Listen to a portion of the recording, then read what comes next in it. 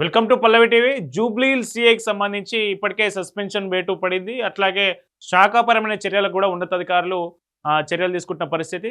So, ఈ జూబ్లీహిల్స్ సీఐకి సంబంధించి ఒక ఆడియో కలకలం రేపుతా ఉంది. ఆ ఆడియోలో సదరు బాధితురాలు మహిళ ఎవరైతే ఉందో, ఆ మహిళను అతను బెదిరిస్తున్నట్లుగా, బ్లాక్‌మెయిల్ చేస్తున్నట్లుగా ఆ ఆడియోలో కలకలం రేపుతా ఉంది. సో, ఆడియోలో ఏమన్నాడంటే, ఆ వీడియోలో మీరు ఫోటోలు ఎక్కడ పడితే అక్కడ నువ్వు పెడతా ఉన్నావు, కంప్లెయింట్ చేస్తా ఉన్నావు.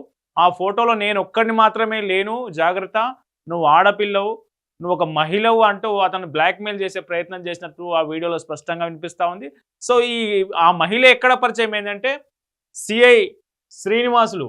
ఈ సీఐ శ్రీనివాసులు ఉన్నాడు కదా! సీఐ శ్రీనివాసులు గతంలో సంగారెడ్డి జిల్లా అమీన్‌పూర్‌లో సీఐగా పనిచేసేవాడు. అక్కడ పనిచేస్తున్న సందర్భంలో ఈ మహిళ ఎవరైతే ఉందో, బాధిత మహిళ తన భర్త మీద ఫిర్యాదు చేయడానికి, మా కుటుంబ కలహాల నేపథ్యంలో భర్త మీద ఫిర్యాదు చేయడానికి స్టేషన్‌కి పోతే, ఆమె నంబర్ తీసుకొని ఆమెతో వ్యక్తిగతంగా పరిచయం పెంచుకొని, ఆమెని ఏకంగా తనతో పాటు ట్రావెల్ చేసి రిలేషన్‌లో తీసుకెళ్ళి దాదాపు ₹1,00,00,000 వరకు, మనకు ఆల్రెడీ స్క్రీన్ షాట్‌లో చూసినాం నిన్న.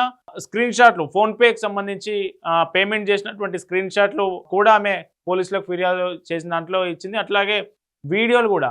సో, ఈమెతో రిలేషన్‌షిప్ కొనసాగించినప్పుడు ఇతను తీసుకున్నటువంటి ప్రైవేట్ వీడియోలను పెట్టుకొని, ఆ ప్రైవేటు ఏకాంత సమయంలో ఉన్నటువంటి వీడియోలను ఈయన దగ్గర పెట్టుకొని బ్లాక్‌మెయిల్ చేసే ప్రయత్నం చేసిండనేది ఆ బాధిత మహిళ సిపి సజ్జనార్‌కి కావచ్చు, అట్లాగే డీజీపీ సివి ఆనంద్ కావచ్చు.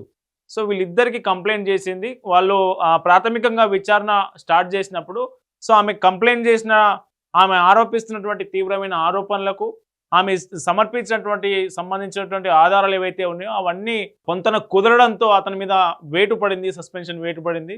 సో, ఇప్పుడు ఆడియో ఒక్కొక్కటిగా బయటకు వస్తా ఉంది. అసలు అతను ఆమెను ఎట్లా వేధింపులకు గురి చేశాడో, దాదాపు ₹1,00,00,000 వరకు తన దగ్గర నుంచిని శ్రీనివాసులు బ్లాక్‌మెయిల్ చేసి మొత్తం తన వేరు వేరు అకౌంట్లలోకి కొట్టిపించుకున్నట్లుగా మనకు బాధిత మహిళ ద్వారా మనకు బయటకు వస్తున్న పరిస్థితి ఉంది.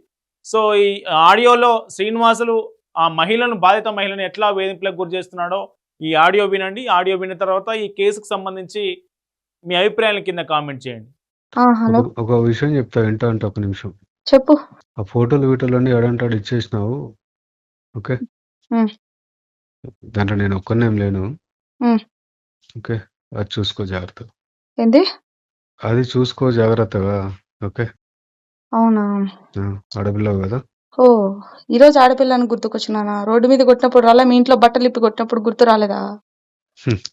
ఎవరిని కొట్టిర్రో, లిఫ్ట్‌లో బట్టలిప్పి కుట్టినప్పుడు గుర్తు రాలేదా ఆడపిల్లని? చెప్తున్నా. ఆడపిల్ల డ్రెస్ చింపి కుట్టినప్పుడు గుర్తు రాలేదా? ఈ బుద్ధి గుర్తుకొచ్చినాను ఆడపిల్లనని. నా జీవితం బొగ్గుపాలు చేసి ఈ బుద్ధి ఆడపిల్లనని గుర్తుకొచ్చినానా? రోడ్డు మీద పెట్టినవే నన్ను తెచ్చి. అన్యాయం చేసి పెట్టారే. ఇంకేం చేసేస్తారు? మీరు పెట్టారు.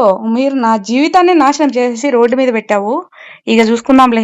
ఏమో నాకు పోతే పోనీ, నా పరువు ఏమవుతుంది? పరువు పోతే పోనీ. ఇన్ని రోజులు అదే కదా నువ్వు అన్నావు. నువ్వు పిరుక్కోపో, నువ్వేం పిక్కుంటావు పిక్కోపో, ఏం చేస్తావు చేసుకోపో అన్నావు కదా. పోనీలో వదిలే, ఏదైతే అదేమని పానాలు పోతాయి అంతే కదా.